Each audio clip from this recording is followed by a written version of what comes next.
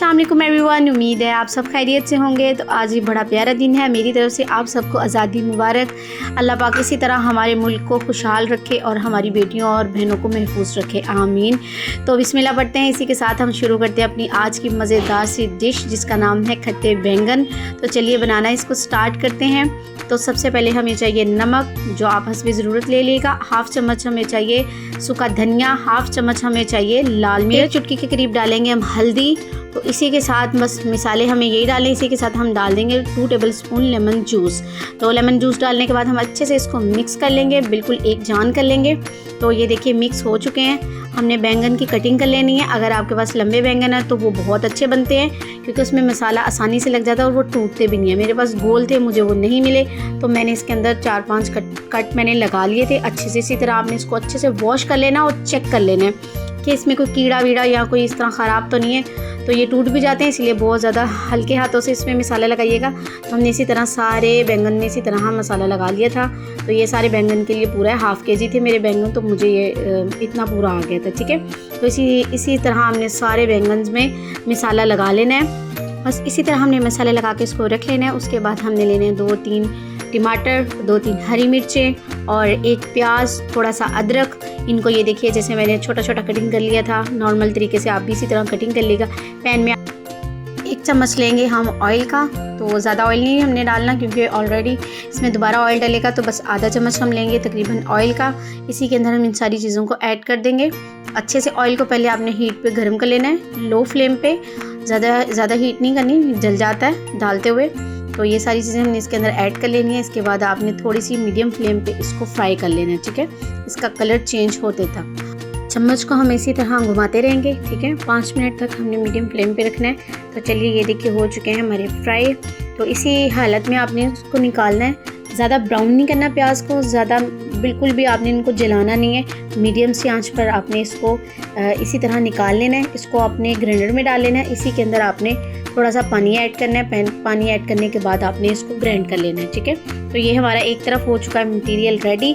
तो अगला प्रोसीजर हमारा यही है कि इसी ऑयल के अंदर हम बैंगन को ऐड कर देंगे। तो आहिस्ता आहिस्ता हम आराम से आप बैंगन को ऐड करिएगा, ताकि वो टूटे ना। ये टूट बहुत जल्दी जाते हैं, क्योंकि ये गोल वाले होते हैं, लंबे वाले हो तो वो जल्दी टूटते नहीं हैं। तो इन चीज़ का आपने बहुत ज़्यादा ख्याल करना है, ठीक है। तो इसी ऑयल के अंदर हम अब डाल देंगे बैंगन। तो ये जो मसाला लगा के मैंने रख लिए थे, इसी तरीके से आप एक एक करके आराम से बैंगन को ऐड कर देंगे।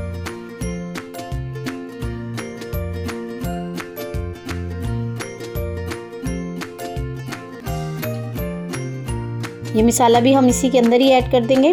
तो चलिए जब हमने इसको आराम से हिलाते रहना है, तो आप इसका फाइनल लुक देखिएगा कि कैसे होना चाहिए। ये इसी तरह जब इस हालत में आ जाए, ऑयल इसका ऐसे हो जाता है, तो घबराना नहीं है आपने। तो इसी हालत में इसको हमने निकाल लेना है। तो उसी पैन में हमने ले लेना है ऑयल के बाद हमने ये जो मसाला था ये पीस लिया था, ये डाल लेना। मीडियम फ्लेम पे ही कुक करेंगे। इसी के अंदर हम मसाले ऐड करेंगे। तो आपने इसके अंदर हल्का सा पानी ऐड कर लेना, ताकि मसाले नीचे ना लगें। तो मैंने जो ग्राइंडर में पीसा था उसी के अंदर सारा पानी डाल के, ताकि वो सारा वॉश भी हो जाए, उसमें सारा मसाला जो है अच्छे से इसके अंदर हम डाल दें।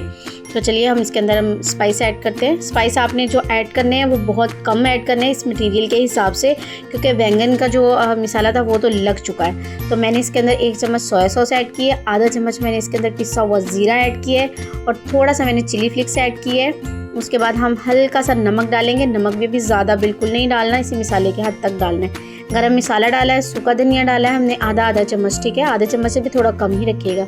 चुटकी 1 हल्दी डाली है, और लाल मिर्च हमने चुटकी 1 डाल दी थी, बस बहुत है ये मसाले, ठीक है। इसको आप अच्छे से हिला के मिक्स कर लीजिएगा चम्मच को। तो जब तक इसका ऑयल बाहर नहीं आ जाता, तब तक हम इसके अंदर ऐड करेंगे दही। जब मसाला बिल्कुल देखिए बाहर आ चुका है, अब हम इसके अंदर ऐड करेंगे दही। जब आपने दही डाल देनी है, तो मैं हमेशा आपको यही समझाती हूँ कि दही डालने के बाद आप फ्लेम को हमेशा लो कर दिएगा, बिल्कुल लो पे कर दिएगा। तो मैंने इसको दही डालने के बाद बिल्कुल फ्लेम को लो कर दिया था। इसी लो फ्लेम में हमने इसको ऐड करने, इसी के अंदर हमने अपने बैंगन को ऐड कर देना, ठीक है। इसका पानी खुश्क नहीं करना, बिल्कुल पानी खुश्क नहीं करना। जैसे ही हमने दही को डालना है, उसी के अंदर हमने अपने बैंगन डाल देने हैं। तो इसी तरह आराम से बिल्कुल डालिएगा, ताकि टूटने का खर्चा होता है। अब हम इसको बहुत एहतियात से बनाएंगे, और ये जो गोल वाले होते हैं इनको ज़्यादा टाइम लगता है। आप 20 मिनट के लिए इसको दम पर लगा दिएगा। जो लंबे वाले होते हैं वो ज़रा इजीली गल जाते हैं, वो 15 मिनट में 10 मिनट में गल जाते हैं। तो बिल्कुल लो फ्लेम पे आप इसको रख दिएगा। तो जब आप इसका ढक्कन उठाएंगे तो देखिए कि ये बिल्कुल रेडी हो चुके होंगे। और आपने इनको इस तरह से हिलाना है, चम्मच के साथ नहीं हिलाना, ठीक है। ये पूरे 15 से 20 मिनट में गल जाते हैं, इसलिए इसमें चम्मच से हिलाने की बिल्कुल भी ज़रूरत नहीं है। तो ये बहुत ही मज़ेदार से खट्टे बैंगन हमारे हो। उम्मीद है ये आपको बहुत ही पसंद आएंगे। आप ज़रूर ट्राई करिएगा, मुझे फ़ीडबैक दिएगा ये आपको कैसे लगे। जो मेरी बहनें मुझे मैसेज करती हैं, चीज़ें ट्राई करती हैं, मुझे बताती हैं कि वो बहुत अच्छी बनी है, मुझे बहुत खुशी होती है। तो मुझे इसी तरह सपोर्ट करते रहें। उम्मीद है कि आपको मेरी रेसिपीज़ बहुत ही पसंद आती होंगी। तो इसी के साथ मैं आपसे लेती हूँ इजाज़त। अपना बहुत सारा ख्याल रखिएगा। अल्लाह हाफिज़।